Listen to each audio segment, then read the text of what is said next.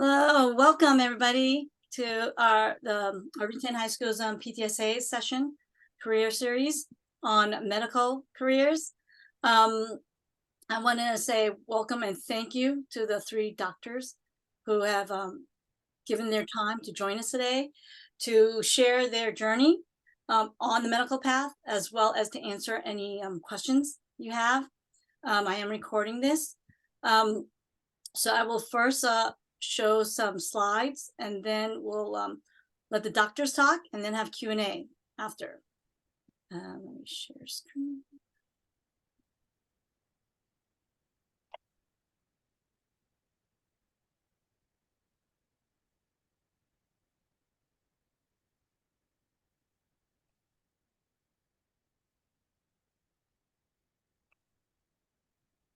Okay.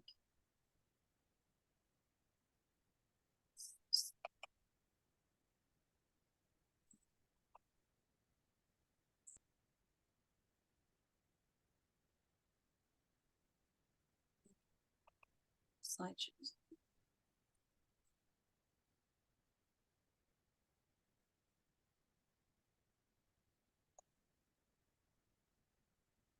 Okay, can everybody see this?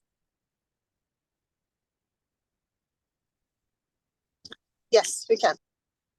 Okay, let me see if I can make it bigger.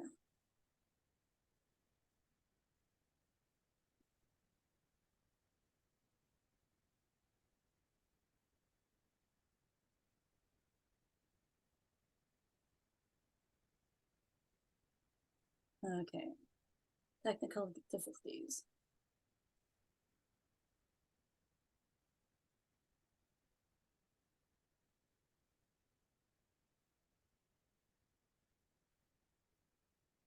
Okay, there we go.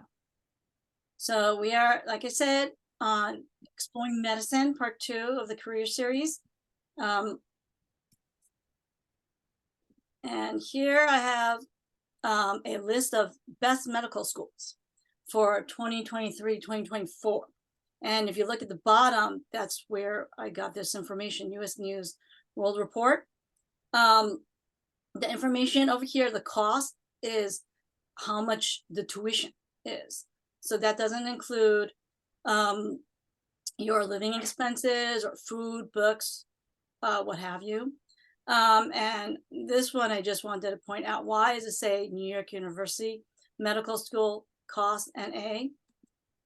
Because the NYU Grossman School of Medicine, if you can qualify for their program to get in, they usually give a full tuition scholarship to all their students who are applying for the MD degree program. So that is why there is no cost.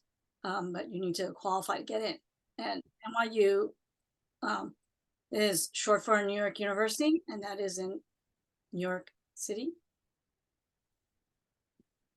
Doctor specialty areas. As you see, there's a whole long list of different areas you can decide to specialize in. Okay.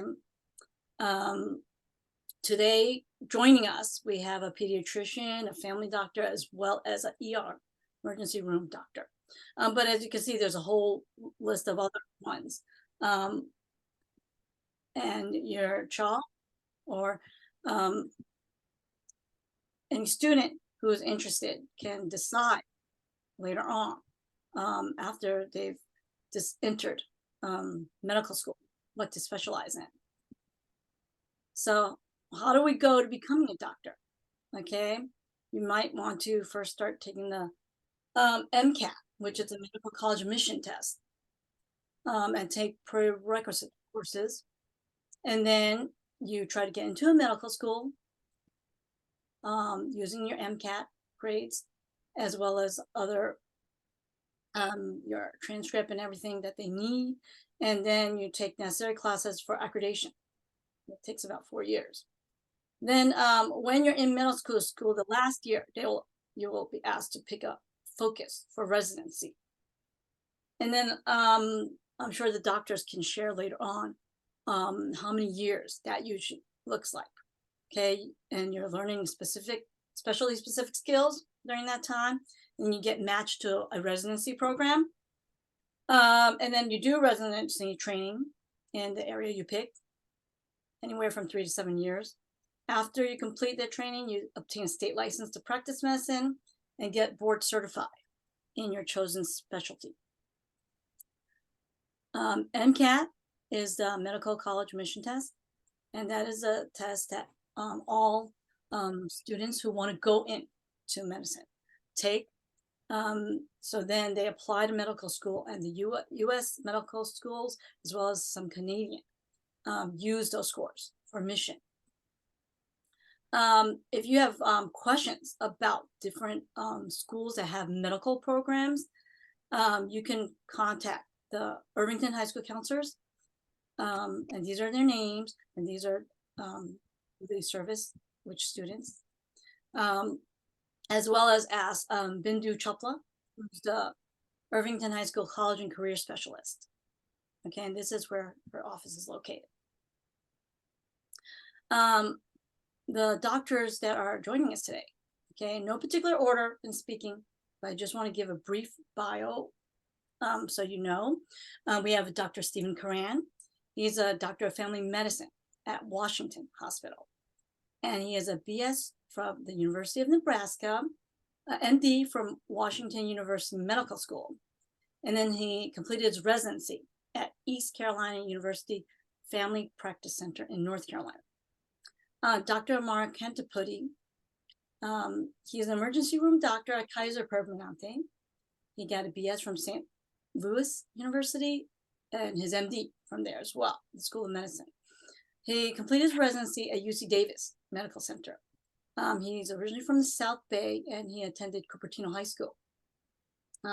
Dr. Peggy Fang, she's a pediatrician at Palo Alto Medical Foundation. She got her BA from UC Berkeley, majoring in economics, MD from the University of Pittsburgh School of Medicine, and her pediatric residency was completed at Children's Hospital of the King's Daughter in Virginia.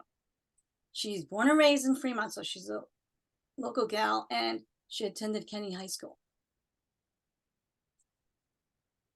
So now I will just turn it over to the doctors, but who would like to go first?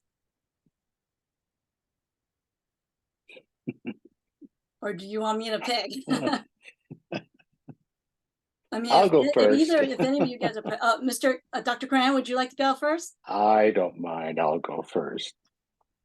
Well, thank you for the introduction. I mean, as you said, I was born and raised in Nebraska, so did my undergraduate there, and I actually got a degree in chemistry. But I think it's important to say from the get-go that it doesn't necessarily matter what undergraduate field of study you go into.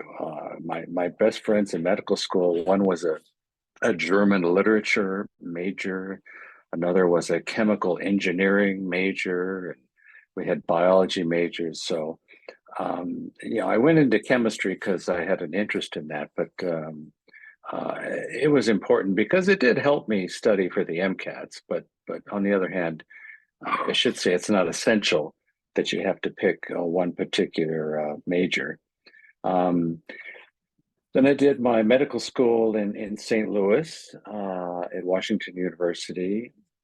Initially went into medical school thinking, gee, I think I want to do medical research. But then I found out after about 2 weeks that really wasn't my passion. And then I ended up doing a 180 and did a residency in primary care and family practice. And have convinced myself since then that I made the best choice possible for me. So now I've been practicing in Fremont for 33 years, and I can't imagine wanting to do anything else. I'm obviously near the end of my career trajectory, and I hear other people my age talk about can't wait until they retire, and I'm like, why would you want to do that? I mean, especially in medicine. In primary care in particular, I've been able to establish long-term relationships with patients and families. I have some patients of mine who I've known since they were born. I've had some patients of mine that actually went into medical school or are doctors themselves now. So that's been very rewarding. So I think medicine is a fine career choice, and it's not for everyone, but on the other hand, uh, it has a lot of positives, and it's certainly a field in demand right now. So there's that advantage. The cost of an education is something to consider. When I went to school, we griped because the cost of tuition started at $7,000 a year, and by the time I finished, it was up to $13,000 a year. But now, as you showed earlier, it's more than that. But like I said, later on, I'll be happy to answer any questions you can come up with. So, thank you.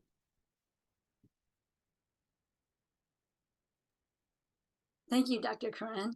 Dr. Kentapuddy or Dr. Fang, which one would you like to go next? I can go. Okay. Is that all right? Yeah. Okay. So my name is Peggy Fang, and to touch on some of the topics you wanted us to mention, I think what inspired us down this road, I would have to say there wasn't like one single event that made me want to be a doctor. It was one of those things I grasped onto at a young age. I'd always looked up to my pediatrician. I remember having the assignments in elementary school of who you wanted to interview as far as a career choice. Maybe it was older than elementary school. I don't remember, but I interviewed my pediatrician. And I don't remember at what point that I had started saying like, maybe I want to be a doctor, kind of like the whole want to be an astronaut or fireman, that kind of thing. And I think my parents looked upon me with approving glances. That sounds like a good idea. And it kind of stuck in my head from a young age. And that kind of is where my trajectory kept focusing from that time onwards. And so I'd always like kind of kept that in my sights, and nothing else ever really appealed as a career choice as I went through high school. And so that's kind of just the goal I placed and continued along. College, there were definitely points in which I wavered and was wondering like, well, what if I can't do it? Should I have a backup? So that's why, if you notice in my education, I actually have a major in economics from my college. I wanted to kind of, experiment a little bit and see what other subjects I could, consider majoring in, and pursuing in case medicine didn't quite work out for me. And to that end, I did some business internships and things like that too. But I think medicine, specifically pediatrics, always appealed to me just because I've always loved working with kids. They have a sincerity and an honesty that you can rarely find as you get older and jaded. So that, in combination with being a doctor, helping others, medicine in general, was just what captured me. And so led me to my pediatric residency, completing that. After completing that, my first job after residency was here at Hampton Fremont, and I haven't left since. So we have a great work environment. I am thankful that I don't have the same sense of burnout that I know some people experience. But like Dr. Corinne, I actually really enjoy my job, and I'm thankful that that's the case. It's not always the case that you love your job, but I enjoy what I do. I have the same ability as Dr. Corinne to kind of follow along with my patients through a long period of time. We see kids from birth till about 18, and then I'm able to get to know families throughout that time and form relationships. So that's been a really rewarding part of my career. The day-to-day, I will have to admit, is probably not going to be as dramatic and exciting as the emergency doctor you're going to hear about soon. because there are clearly TV series on that. There are no TV series on pediatrics. So it's just a very different type of job. But I really enjoy what I do. I get to talk to parents and I talk to kids, and kids say the darndest things, and that's what keeps us smiling throughout the day. That's me. Thank you. Yeah. Thank you, Dr. Fang. Now we'll go on to Dr. Cantipudi. Gonna be hard to go after that. But thank you again for having me, and I'm honored to be on this panel. But I guess, yeah, I'll go through just like Dr. Fang did through the questions. So it inspired me to go through the medical route first. So I was a little bit atypical in that I didn't always want to be a doctor. In fact, like growing up in Silicon Valley, and the fact that almost everyone around me and my friends and my parents and like all my cousins, everyone was in engineering. That's what I thought I wanted to do my whole life. I was a big techie, and like I loved everything gadgets, and I really thought I wanted to do engineering. And then I think it was senior year, I submitted half of my college applications. It was around like Thanksgiving time for engineering colleges. And then I was taking a computer science class and I realized I hated it. And then the only class I really, really liked was my biology class, and then chemistry. I was taking both chem and bio at the same time, and like I loved those. So then I tried to reevaluate my life and then figure out what I really wanted to do. Which when you're like 16, 17 years old, it's kind of crazy to think that you expect someone to know what they want to do for the rest of their lives at that age. But I figured that I wanted to kind of reevaluate everything, and I ended up applying to what I liked the most, which was I ended up doing a triple major. I did biology, political science, and a little bit of journalism. So my decision to go into medicine actually came when I was already in college. When I was applying for colleges, I wasn't like a pre-med per se. I didn't really know what I wanted to do. I was just kind of exploring my interest. And I was very lucky and fortunate in that my parents were very flexible with that. They just wanted me to be happy and do what I was interested in. I had a lot of friends who unfortunately were pushed into certain fields like engineering or in medicine. They ended up being extremely unhappy and switching their majors halfway through, or ended up taking multiple gap years because unfortunately in college, while it is a good opportunity to explore different majors, for certain degrees you have to do a certain amount of classes in a certain field to be able to get a degree in that. So there needs to be some sort of focus. But what I would recommend in that is you don't need to have your life figured out. You could have an undecided major or just something that you feel like you're interested in or learning more about, and then go into that, take a couple classes here and there. That's what your first year or two of college are for. And then once you figure out what you're really interested in and what you're into, then you could kind of delve more into that. And what really helped me solidify my decision to go into medicine is in high school and more so in college, I did a lot of volunteering. Not just because it initially, I'll be honest with you, it started off initially because everyone, Cupertino High School, I feel is similar to Irvington and Mission and other South Bay schools, in that they're hyper competitive, and there's a little bit of a dangerous mindset in that, into thinking that you just have to check off a box. Like I need 1,000 volunteer hours by the time I'm applying for colleges, etc. I think that that's dangerous and it doesn't really help the community in the way that it should. But I also think that volunteering or being somewhat forced into it can really help you figure out what you're interested in. So I did a lot of volunteering in hospitals, and I really, really enjoyed my time there. Like obviously I wasn't doing anything medical, but interacting with patients, getting to talk to doctors. And I knew zero doctors. Like there's nobody in medicine in my family or my friend circle, or my parents never knew any physicians. So I knew nothing about medicine. Everything was literally from TV.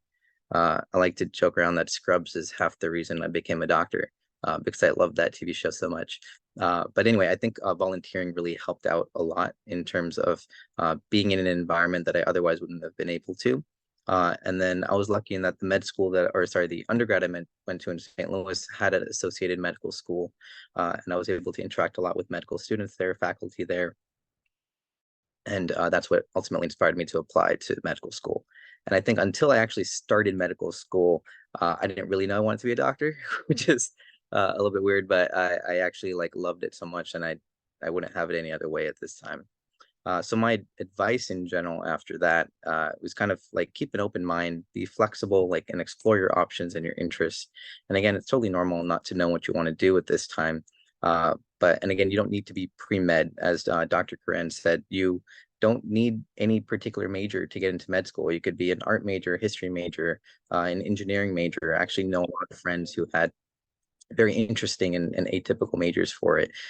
You just need to take a couple of pre-med requisites, which everyone needs to, but as long as you have those, you could literally do whatever you want. And a bunch of people actually do complete other careers and then go into medicine. One of my best friends in medicine is actually, he was an engineer for 3 years before he decided to go to medical school, and then just didn't find his job as fulfilling. I keep telling him he made a really bad decision and he just stayed as an engineer. But yeah, you could do other things and you could always switch. So the other thing I'd say is that the journey to becoming a doctor, though, once you want to commit to it, is relatively long and arduous compared to a lot of other fields. So that's why I say commit to it, because if you're not sure you want to be a doctor, or if you're pushed into it or pressured into it, you are not going to be happy, and there's a high chance that you'll probably drop out. And not saying anything about your abilities, but it is 4 years of undergrad, which everyone has to do at this point. And then oftentimes, especially these days, people are taking about a year or two off to get either extracurriculars, to get a master's degree, or to get like their grades up for a post-bac program to be able to apply to medical school, because it's so competitive.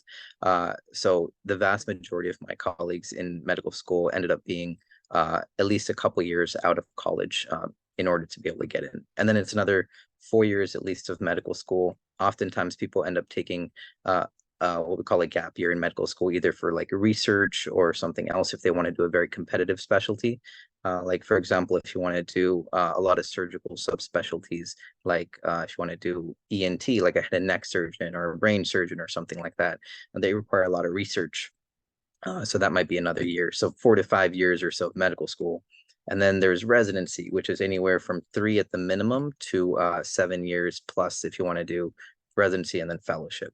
So you're going to be at least, even if you go straight through. So I was very fortunate in that I was able to go straight through. So I graduated medical school at 25, and I finished my training at like 28, and then I started my job then. But most of my colleagues ended up being in their like mid to early 30s by the time you get your full like adult job, right?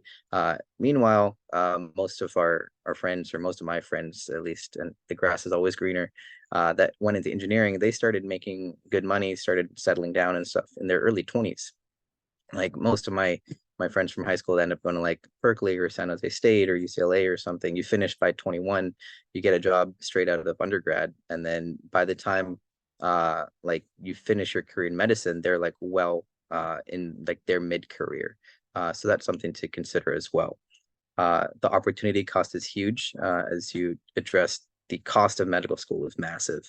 So the tuition is just the tip of the iceberg. So tuition is usually around $50,000 to $70,000, and then after that you have room and board. So you have to pay. I mean, not room and board, but you have to account for cost of living, like your rent, your like a bunch of expenses in terms of books and study courses and tests, and travel for interviews, etc.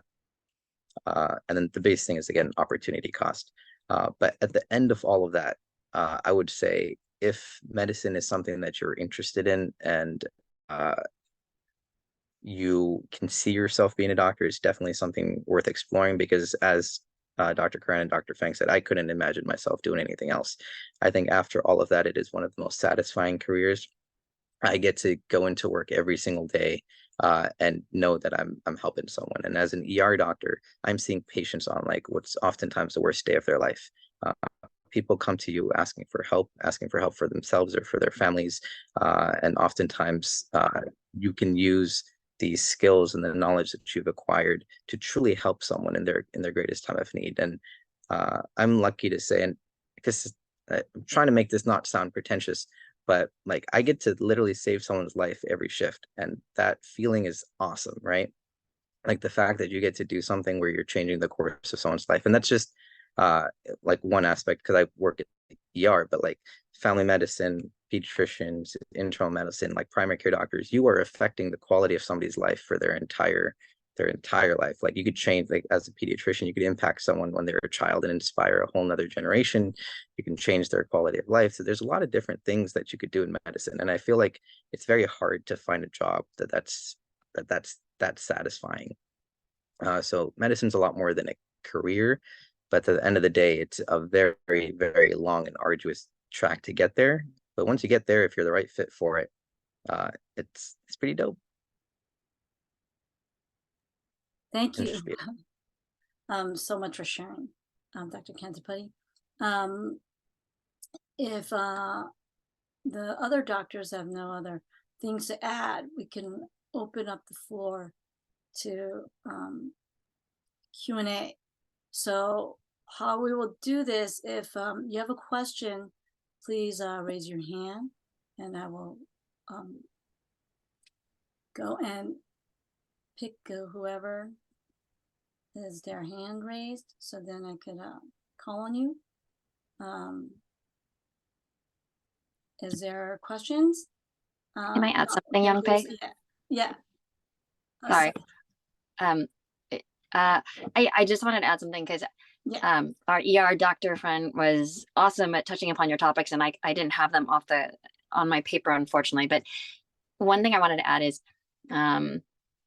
just as a female, I did not touch upon that opportunity cost that he referred to, and it is huge, and you have to be willing to really put in a ton of work and a lot of just years of your life towards this, if this is the path you want to take. And I definitely remember going through you know, my young 20s and such like that when I was in medical school, kind of you know, having to forego a lot of things that I otherwise would have been there for, like being a bridesmaid for my friend's wedding. And you know, it was very challenging to like figure out how I could attend a bridal shower and do these kind of things and party with my friends when I had to really focus on my studies. So there were definitely times where it was like, oh my gosh, this is the right choice. And you have to be willing to put in the effort and know that it's worth it at the end. So yeah, there's definitely some opportunity cost there. But if you're willing to stick it through and it's something that you can see yourself loving to do, it's worth it for sure. Thanks, Peggy. Yeah. Let's go to the people who have their hand raised. So we have Sahil. If you can unmute Yes. yourself and ask your question. Yeah, can you hear me? Yes, can you hear me? Yes. Yes, yes. Okay, yes, I have two questions. For I think the ER doctor, it seems like he just maybe recently graduated from the school. So I recently heard that there is some kind of medical assistant program requires in order for students to apply for medical school. Is that right? So, sorry, can you clarify what you mean by medical assistant program? Yeah, I don't know, it's some kind of experience, like you know, this like emergencies, like medical assistant training, like this like I don't know what exactly we call it, like when you call like first responder, basically, like some kind of training that they needed to do it before in order to qualify for the medical school. So that's what I'm not sure. This is I heard by the mouth. Okay, yeah. So at least for medical school, from what I'm aware of, and the biggest thing they want, and none of this is mandatory, but it's pseudo becoming that because most people tend to have it, is some sort of like volunteering or shadowing experience, primarily in medicine, to show that you're interested.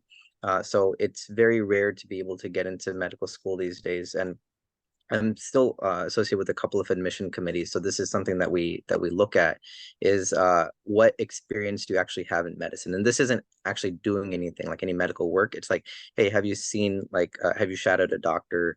Have you volunteered at certain places? And that's just because, as we said, medical school is a huge commitment. So they want to know that you at least have some semblance of an idea of what medicine entails. So usually, as far as I'm aware, it's more like shadowing a physician and trying to get some time in that. And of course, the more, the better. There are some different medical fields, like for example, if you want to be a nurse practitioner or a PA, that do require certain types of hands-on medical training before applying to med or those types of schools. I'm not too familiar with those.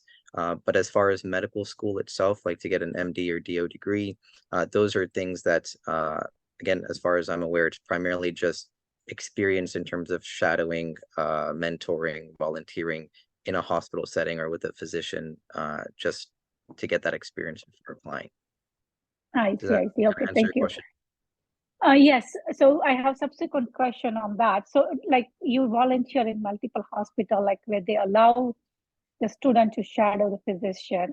So would you like just give us a few examples where were you able to do it? Because sometimes I feel now because of the HIPAA rules, maybe, you know, it's no longer allowed like a student to go with the physician, but I'm not sure. So if you could share some example of which hospital allow volunteer opportunity. Yeah, for sure. I think now is, oops, sorry, what was that last part? I think someone was talking. So like which hospitals like you have experience or you know that familiar that allow this kind of volunteer opportunity to shadow the physician? Yeah, so great question. So it is very difficult, I feel, to try to get that foot in the door. What I ended up doing is I was volunteering since like as a freshman throughout high school at like Stanford Hospital. I just went through their general volunteering program, and I was actually working in the gift shop as well as in like the patient services, so just like delivering stuff to patients. And I was actually able to meet a couple of physicians during that, and then I talked to them, and they offered for me to shadow them actually.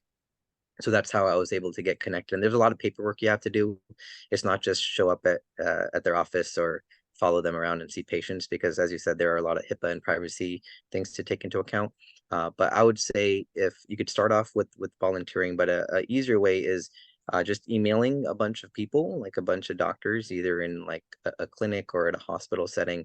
And what I would say is the vast majority of people, if they have the capacity to, they'd be happy to take it on. Just have someone just watch them, especially at like an academic institution where they're used to having students around. There is paperwork to be done, and it is a process. You have to get an ID and approval and everything. But that's kind of how it works from now on.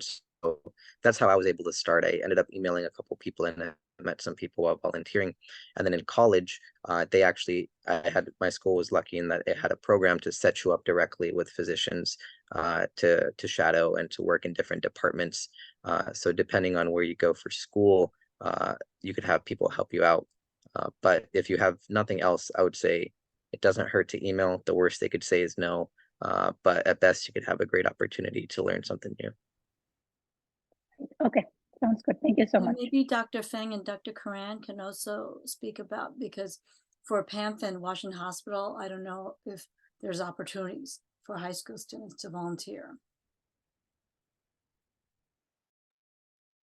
There are opportunities to volunteer at Washington Hospital, and you can potentially get connected with other providers and physicians. And my larger medical group, the Washington Township Medical Foundation, does offer shadowing opportunities, but it's sometimes a challenge to find a provider with availability, and so it doesn't.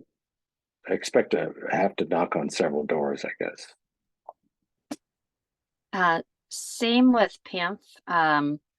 We do get requests for shadowing. I know that definitely it is open to those that are already in medical school who have to kind of, consider what direction they're going to take in medicine. High school students, I'm not 100% sure how much shadowing there is as far as opportunity goes.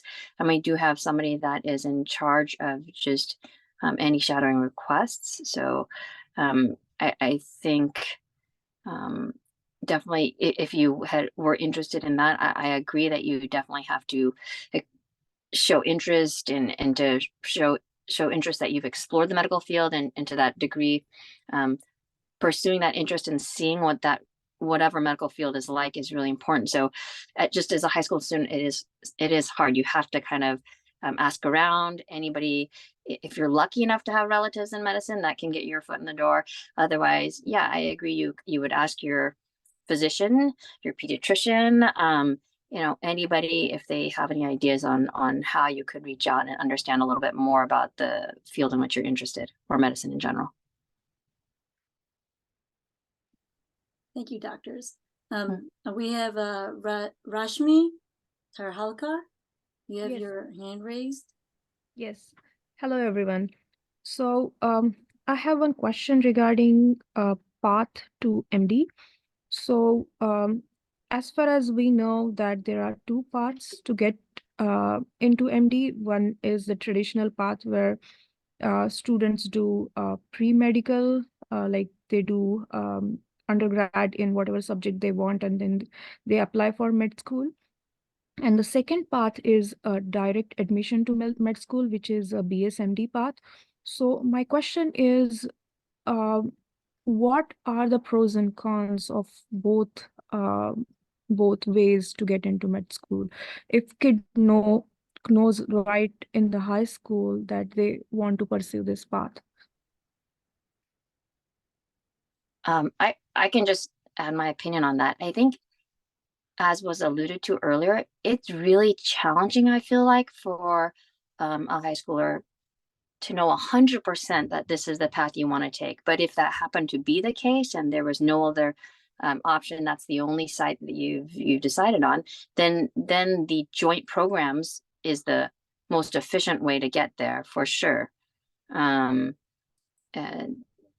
going the traditional route of pursuing your college allows you to just kind of explore and see what else there is out there in offering. So I think, it's just that little bit longer, and then you have an opportunity just to try out different classes and make sure that this is the right choice for you. So it really just depends on how determined and committed you are, and how well you know yourself to know that that is the career you want to commit yourself to for the next 7 years of your life. 7 at least. Yeah, I could speak to that a little bit. So the school that I went to had a combined program. It was called the Med Scholars Program. It's pretty popular. What I will say though is, just as Dr. Fang said, a lot of people, like, it's very hard to know, right, what you want to do. So we actually started with like 130 people, and only 20 ended up actually matriculating into the medical school.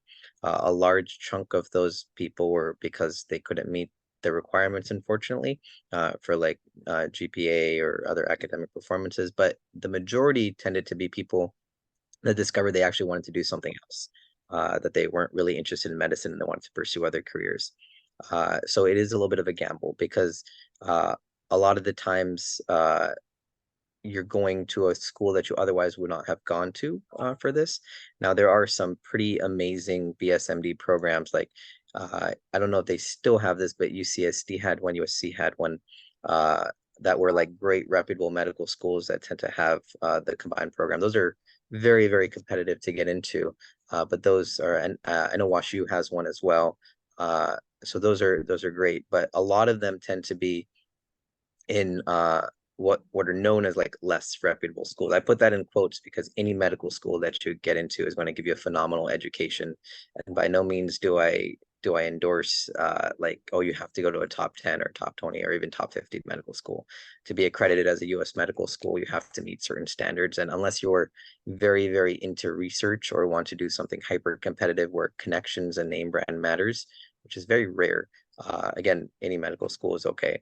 But I digress. To go back to your point, I think as long as you choose the right program, or if it's a combined program that gives you the option to still leave and explore other things, that's okay. There are some combined programs that are very accelerated, that are like 6 years. I know one in Missouri, Kansas City, that's like that. You might not actually get an undergraduate degree if you leave, because your undergraduate studies are technically 2 years plus 4 years of medical school. So if you're like 3-4 years in, and then you realize, and by that time you're like 19, 20 years old, and you realize you don't want to do medicine, you might not even have a degree at the end of it, and kind of lost a lot of different stuff. So I'd be careful with it, but if it's a school that you'd be happy with going to anyway, and you're okay switching out, I think it's great. It's probably easier to get into medical school that way than to apply the traditional route if there is a clear-cut process.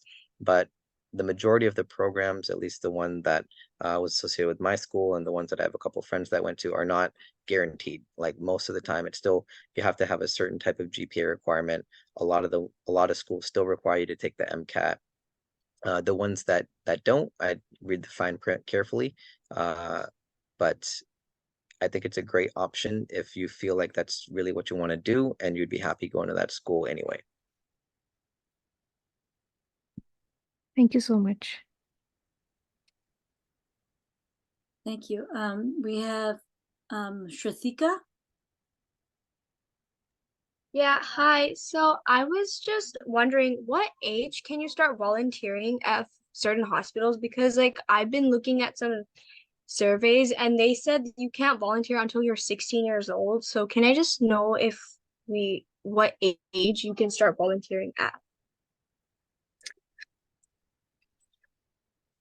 I think it actually just depends on each individual place that you're looking at, clinic or hospital or whatnot. I don't know that there's a universal age.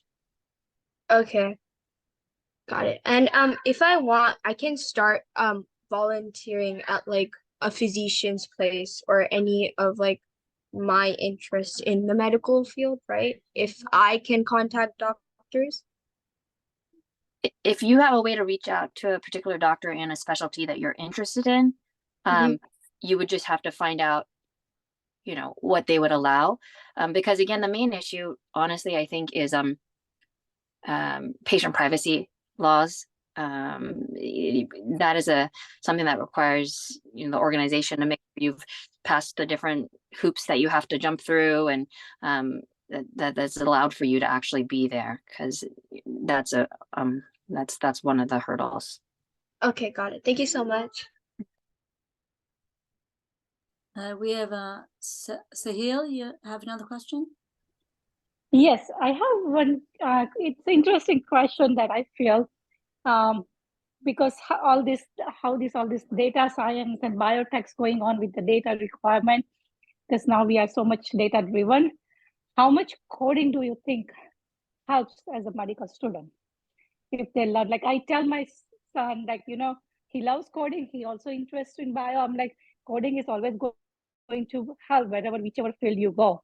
So what is your experience as a medical professional to know the coding? Let me just say now, I could not code to save my life. So I don't have any knowledge of that. I'm sure being skilled at any particular thing, coding included, is a fantastic asset.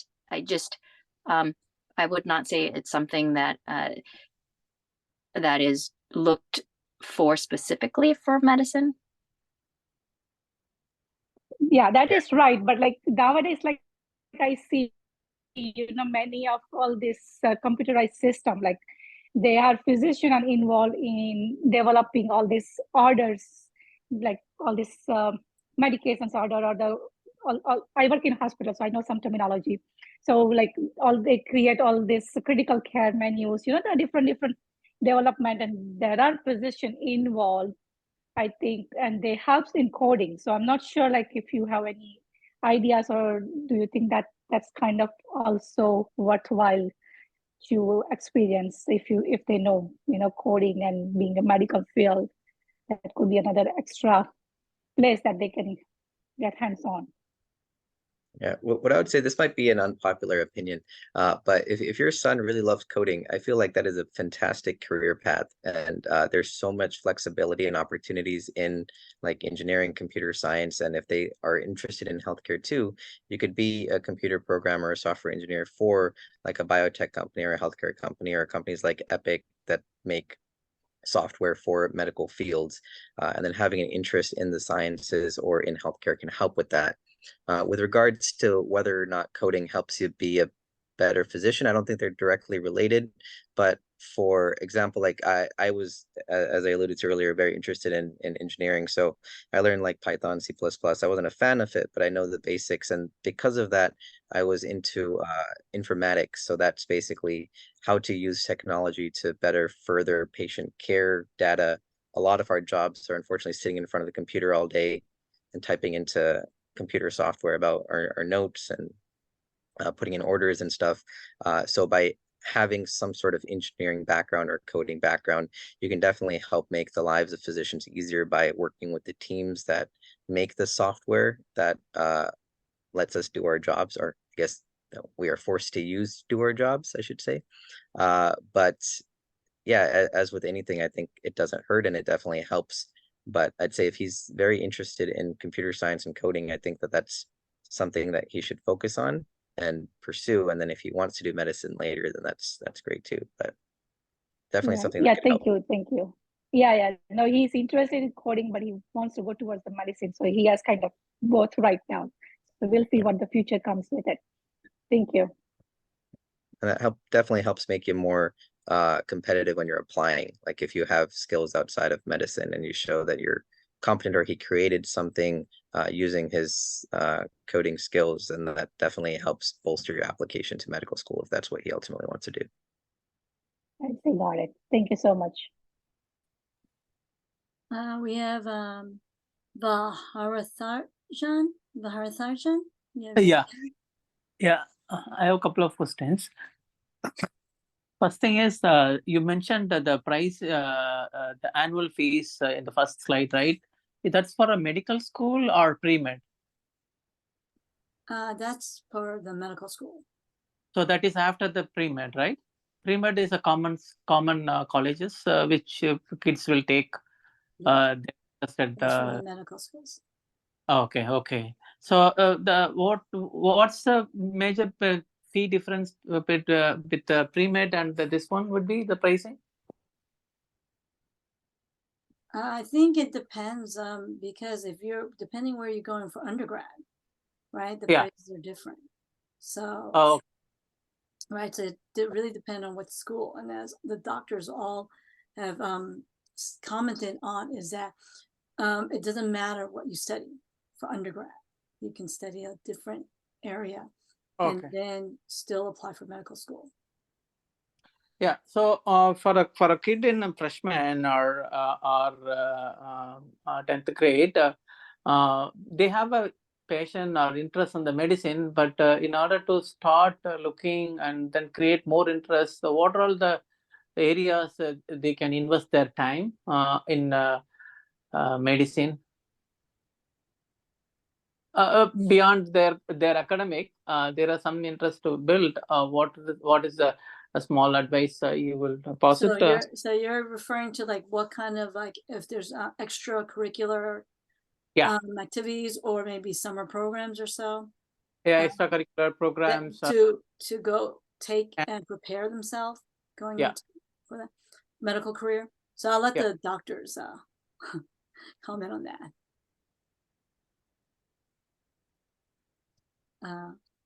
Would any of you like to comment? Did you understand his question? He's asking, are there any extracurricular activities that the student should go into, invest time into, if they're interested in going down the medical pathway, and if there's any summer programs you think that would help. Yeah, I think again, I graduated high school in 2011, so it's been quite a while. But back then, and I'm sure that there's even more now, but there was a lot of programs over the summer. Especially, we're lucky in that we have Stanford and UCSF pretty close to us, and they have a lot of community outreach programs. And a lot of my friends over the summer, they ended up doing medical science camps at both of those institutions, where you go in and it's like either you stay there, they give you like room and board over the summer, or you kind of commute. There's lots of different options where they got to work at the medical school with like research. They got to shadow physicians. They got to do like autopsy labs, a lot of different things like that. These are relatively like they're high demand programs, so they're pretty competitive. I did not have my life together enough to get into any of these programs or know about them really. But if you like do some Google searches, there's a lot of different things that you could do. Again, if you don't want to commit to like a full summer, as we alluded to before, shadowing and volunteering is an option. But unfortunately, given the difficulty getting in and the competitive nature of it, a lot of it is just you have to put in the legwork. You have to send a lot of emails. You have to do a lot of research on your own. You have to do a lot of Googling. But there are lots of opportunities out there. But yeah, so I think what I would say is there are summer programs meant specifically for high school students at a lot of the local colleges that can explore science. Maybe not directly like work with a physician, but definitely explore like different medical fields and different sciences. And then the other thing was, I think when I was a junior in high school, I worked with the VA actually, where they had a special program for summer kids, and that one was actually I literally just emailed a guy saying that I was interested in it, and he let me in, and that's when we got to do actual autopsies on patients and got to work with pathology and radiology, and I learned a lot that summer, and that was a fantastic experience. And that was something where literally I just Googled summer opportunities for high schoolers, and then that showed up at the Palo Alto VA. So there's a lot of different things. You just got to do some research for it. It does help to know people, and I will say, unfortunately, that's why a lot of medicine, a lot of doctors tend to be children of doctors or something else, because it's just easier when you know somebody. But that doesn't mean that you can't do it, and that should not be a barrier if that's something that you're interested in. Oh, thank you, thank you. And one last thing I have is when you started off with the medical career, and after the pre-med, there is a case that this with the residence and other qualification, it always takes time to start the job, right? So, but wanted to continue in the medical field. What other medical field career kids can take? Start their job by age of 25, something like that, 25 or 27. I don't know if I understood fully the question. So you're saying after you finish your pre-medical requirements? Yeah, after the med, instead of the medical school, doctor actual doctor field, other field of interest where they can start the job within 2 years. Any other courses or they Without, can you mean without completing your medical degree? any maybe I put this way. So any 3 years medical degree or 4 years medical degree where they can start a medical related job.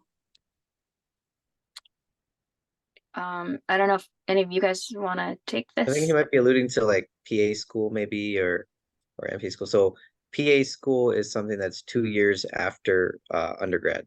So if a PA is a physician assistant, so it depends on state laws, but a physician assistant works as like a physician extender, in which case there's a big variation in terms of like independence, where they could see patients independently. Maybe a lot of you guys have seen like a nurse practitioner or a PA in lieu of a physician, where they work as ideally they work in a team with physicians to give patient care. That's a much shorter course. You don't have the in-depth training as a physician, and you don't get to do as much. But that's a good option. That's like very good salaries, much lower opportunity costs, easier to get in, and still a satisfying career. That's 2 years after undergrad. You could also be. Does that answer your question? Yeah. Thank you. And the answers, and that also requires a MCAT, right? No, that does not require the MCAT. The for PA school, I'm not sure exactly. Might be the GRE, or they might have their own different test, but they have a separate entrance exam. Usually not as rigorous as the MCAT, but it's separate. The MCAT is specifically to get into either an MD or a DO school. Okay, thank you. You answered me. Okay. And then nursing and nurse practitioner is also an option if you want to do that. Yeah. And while we're on that topic, I mean, what is the differences between if you want to go become a physician assistant or a nurse practitioner?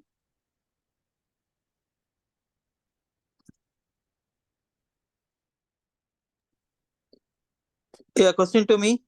No, I'm talking to the doctors. So okay. Yeah. I think that might be, I might not have all the knowledge of that. If you were to ask a nurse practitioner or, you know, a nurse practitioner, that they might be able to answer that. Physician's assistant might be able to answer that better than I, but ultimately they are usually working under the supervision of a medical doctor. But they can, honestly, a lot of them are able, they have a broad scope of what they can do. But they do have to work underneath a medical doctor, from my understanding. I will now, if there's no more questions from other people raising their hand, I will ask some questions that came in when people were signing up for this session. One was, do you need to go to med school if you want to pursue a career in clinical psychology? Do you happen to know the answer to that? Clinical psychology is different from medical school. So that's usually a psychology undergrad, followed by oftentimes a master's or even a PhD in psychology to be a clinical psychologist. Psychiatry, which is a physicians that work in mental health, that's different. My wife's actually a psychiatrist. That's a separate, that's a medical field. And psychiatrists work very closely with psychologists. So I know it's a little bit confusing, but clinical psychology, psychology in general, that's completely separate. So that's an undergraduate degree. And now it's becoming much more popular. So it's usually favored to get a master's degree, at least, and or a PhD, but that does not require medical school. If you want to be a psychiatrist, that's the MD or DO that treats mental health, distributes medications, works in the hospital with patients actively with mental health issues, that requires a medical degree. Okay. And then if for any student who's interested in becoming a veterinarian, do they usually need to take the same path as a medical doctor in doing med school, residency? I don't know of the veterinary path, but I'm positive they don't have to get a medical degree. I don't can know if they speak to need a that. I can speak to that. My daughter is actually in vet school right now, and they do a similar undergraduate process. They take the MCATs, and oftentimes after finishing vet school, will go through a residency program as well, although not required to get a vet license. But the same sort of interests in undergraduate, may propel you in one direction or another. Although veterinary school is in many ways just as competitive. There's only, I think, 27 or 28 vet schools in the country, and similar high demand and competitiveness. Yeah, I have a couple of friends who went to vet school, and I'd say it might actually be more competitive than med school, as Dr. Karan said, because there's so few vet schools, and there's a lot of people, fortunately, that want to do veterinary medicine. Right. Yeah, I tried to talk my daughter into medical school, but she was much more inclined to look at animals than people. So good for her. Yeah, and Dr. Kandapati, you mentioned saying DO. Can you just explain to everybody, what's the difference between MD and DO? Are they require a different amount of commitment or responsibility? Yeah, so MD and DOs are equivalently and functionally equivalent degrees at this point. It's just primarily a historical difference. So DO is Doctor of Osteopathic Medicine, and or MD is Doctor of Medicine. But historically, osteopathic medicine used to be, it was started by somebody in the Midwest. I don't remember his name, Kirk something, for like holistic care, like whole body care.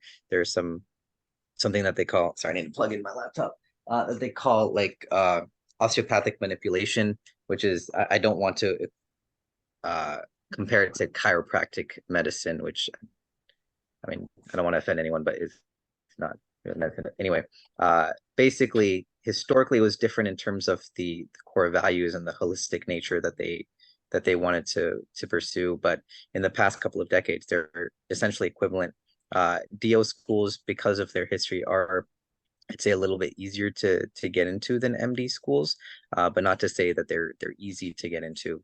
I would say that in general, I'd prefer or I think it's better to go to a DO school than go to a Caribbean MD school, just because you could still get a good education, and the DO degree does not preclude you in any meaningful way from pursuing a career in any medical specialty that you want.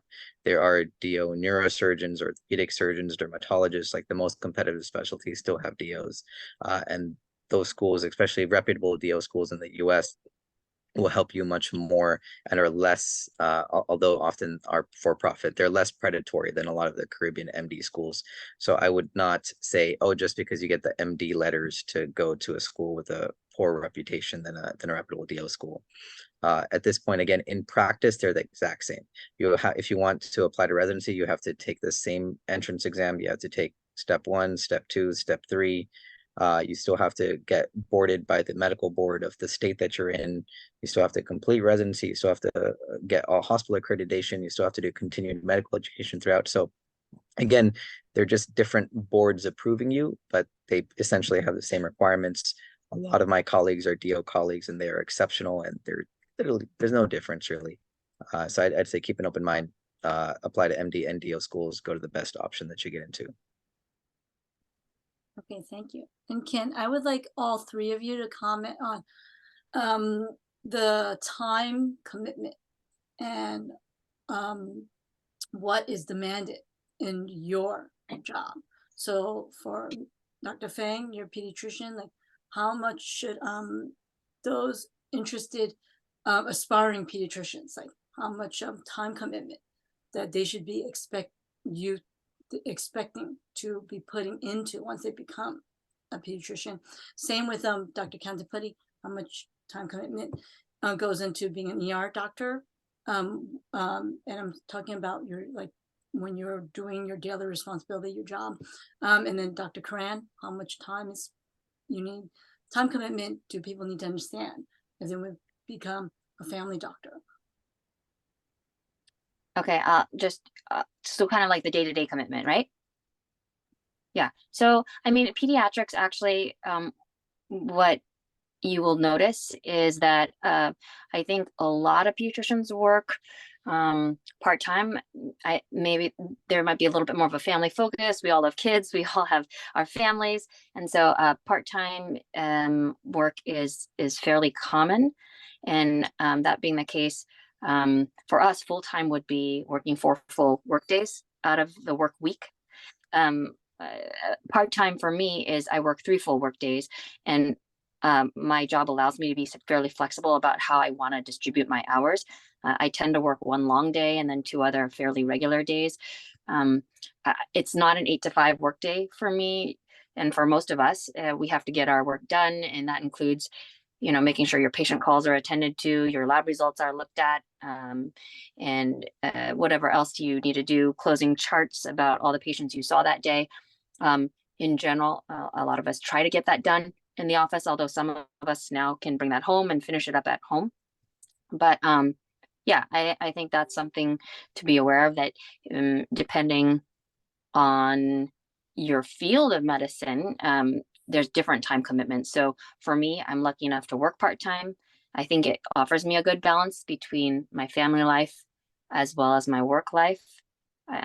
You know, in a way, you can always argue that you could do better if I focused more on one way or the other, and be a better pediatrician if I worked more, and be a better mom if I stayed at home more. But for myself, I think it works out well. So I will say, on paper, 24 hours roughly is what my work hours are, but it ends up being that I'll probably stay after I see my last patient. I probably might stay after 1 to 2 hours just to wrap up things.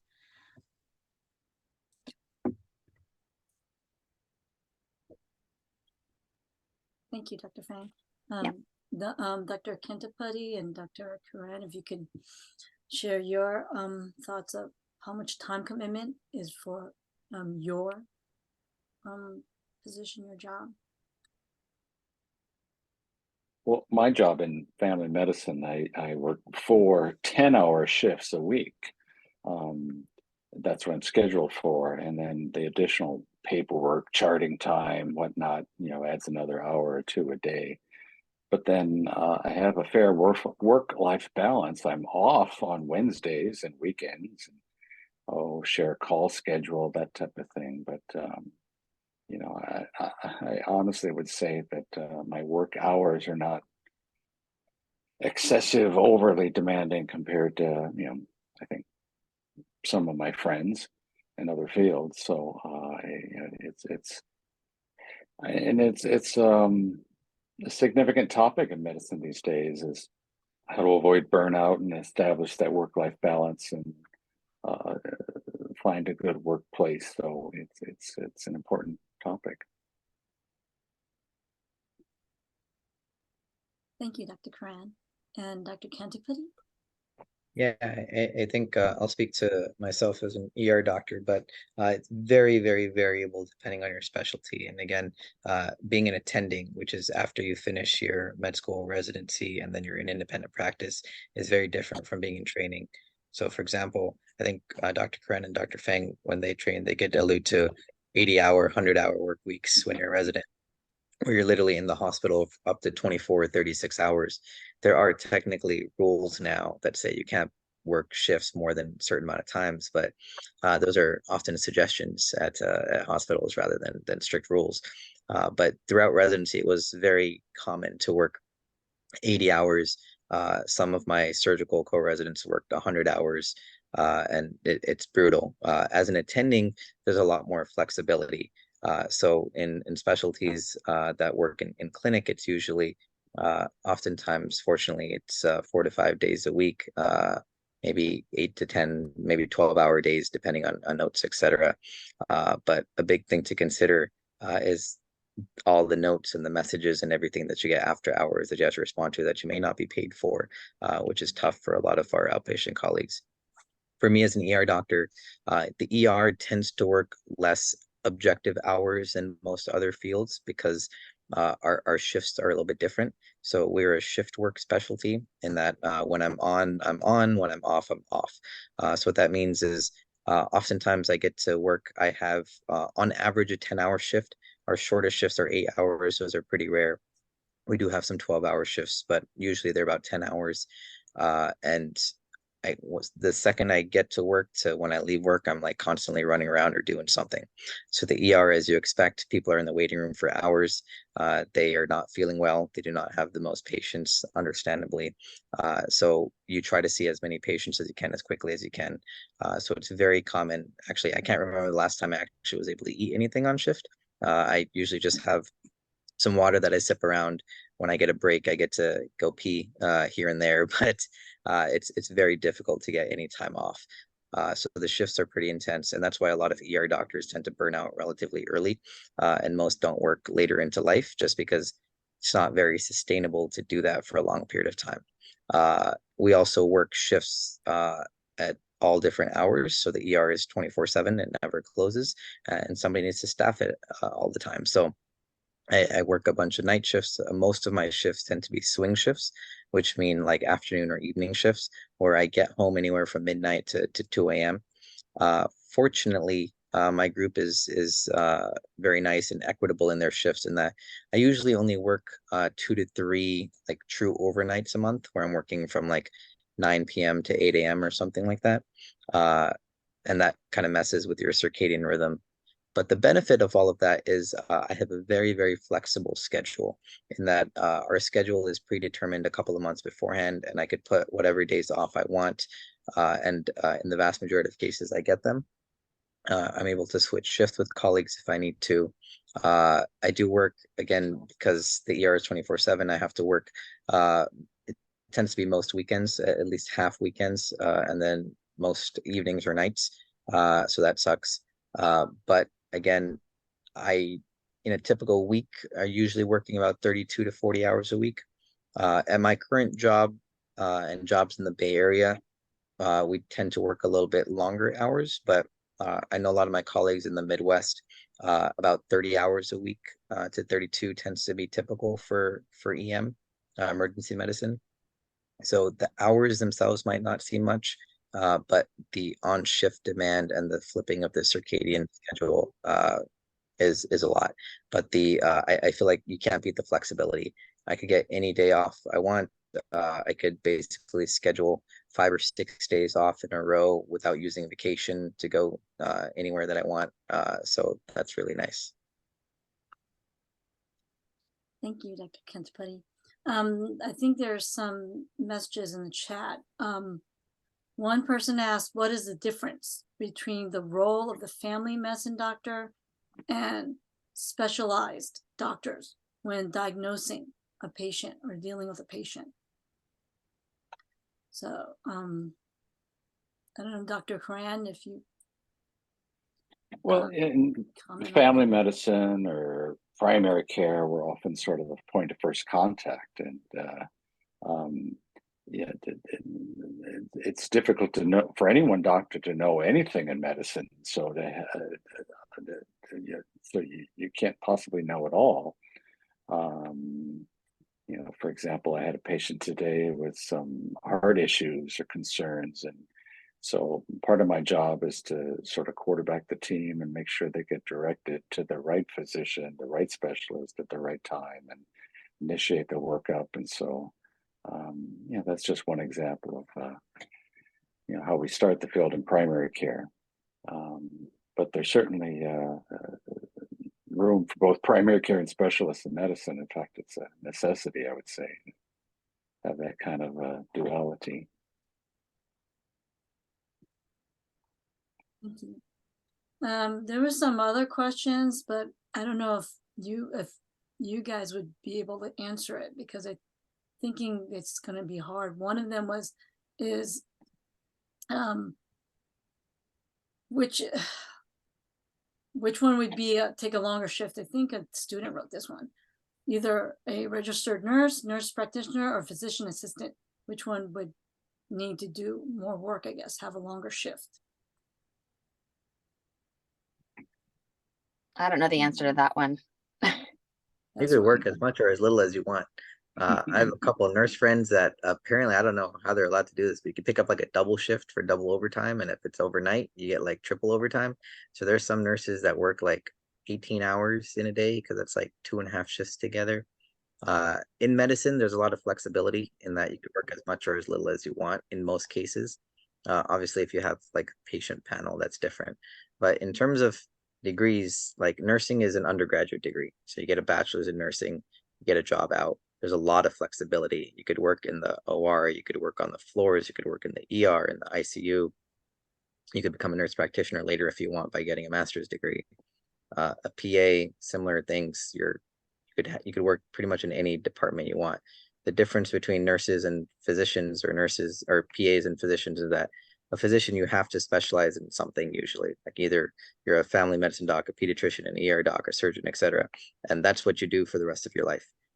If you're a nurse or a PA, you could switch usually whenever you want, and you could change your hours based on that. So you could, again, work as much or as little as you want. I wouldn't say anything's easier than the other. Everything has its own challenges. But yeah. Okay, thank you. And then I think another student asked, is being a neuropsychologist harder than being a doctor? And how many years would that require? Would it require medical school just to be a neuropsychologist? I think Dr. Kandapati alluded to that already. The psychology degree is as not requiring a medical degree typically. I don't know how many years it would take to be specialized in psychology to be called a neuropsychologist. So unless you wanted to add anything different to that, Amar. Yeah, no, I agree. Again, I think I did a lot of this kind of asking and Googling when I was a kid too. It's like, how hard is it to be a doctor, or what is the easier path? And I think ultimately at this point, you kind of want to just have a general idea of where you want to go, right? Like again, in high school, you don't have the experiences or the knowledge to necessarily know exactly what you want to do. Just keep an open mind, explore your options. You'll have a lot more flexibility in college to kind of explore what you want to do. But the biggest thing is to be well-rounded so you could know, or you have those options available to you. Again, I don't think anything is particularly necessarily easy in healthcare, and there are things that are more time consuming than other things. But just keep an open mind with that. But yeah, specifically with psychology, that is different from medicine in terms of like a medical degree. And it's not just going back to that, it's not just being a physician. There are dozens of different careers in medicine that do not require the time commitment, the cost, the intensity of medical school. There's a lot of different things. And fortunately, these days with the internet at our fingertips, we can like there's awesome YouTube videos about a bunch of different specialists and specialties. There's you could literally see like the day in the life of almost anybody if you kind of Google it or do YouTube videos. So I think that's a great resource to go to if you're curious about anything. So there's a bunch of answers on the internet that you could look into. Okay, I think another one just came in. Are there any other extracurricular activities like doing certificate?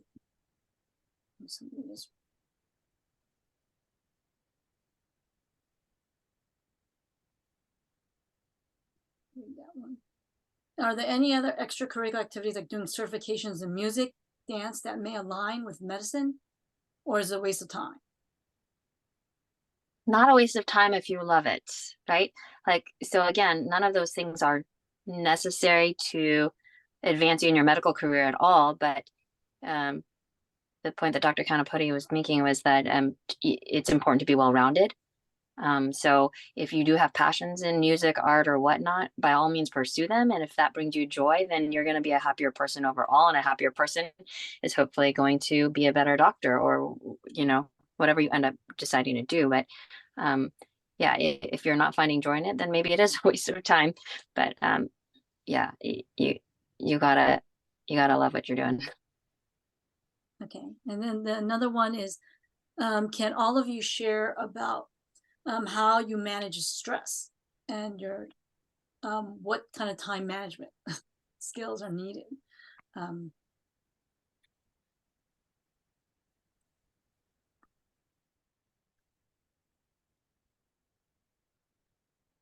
Well, I think that's a tough one. I mean, I think stress is definitely part of the job, and so it's you know it's that work-life balance and having a life outside of medicine, but letting medicine be an important part of your life. Exercise helps. Good sleep. We don't put a priority on good sleep sometimes from an early age, so I would chime that in early on. For me personally, it's music. I love to play music. And so, but I think going early on, knowing that stress management is an important skill is something you can't deny.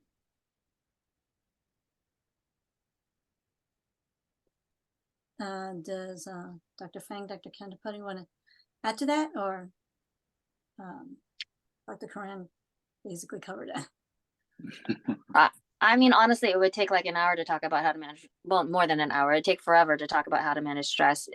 Stress is a part of life, right? You're going to deal with stress in high school and college, certainly studying for tests and dealing with patients. So you have to have healthy outlets for it. Absolutely. I think like in any other career, you kind of have to learn to compartmentalize and prioritize what you're going to spend your brain power thinking about. So for myself, yeah, I agree. Exercise is super helpful. I won't say that, there's just different degrees of stress. I'm personally a parent of 3. There's a lot of stress involved in parenting. And so, you just have to figure out what healthy outlet that you choose for your stress.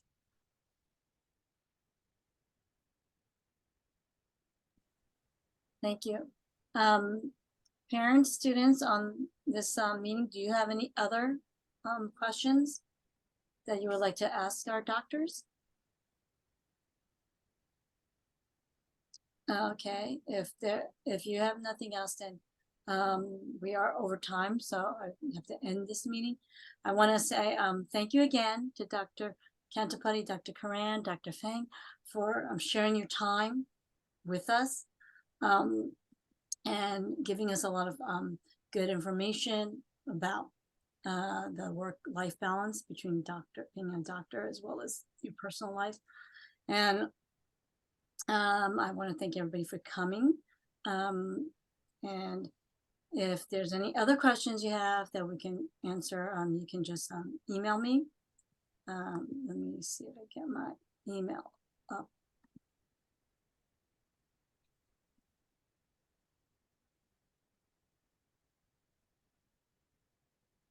So this is my email if you have any other questions. We will have the next career series will be on education, and that's coming up in a few weeks on December 7th. So I will send out reminders about that. Thank you, everybody, especially the doctors, for your time again. And hope you all have a great evening. Thank you, Young Pei, for organizing. Thank Yeah, you. thank you. Take care. Thank you, Dr. Canterbury. Thank you, Dr. Fang. Thank you, Good Dr. luck. Fran. Bye-bye.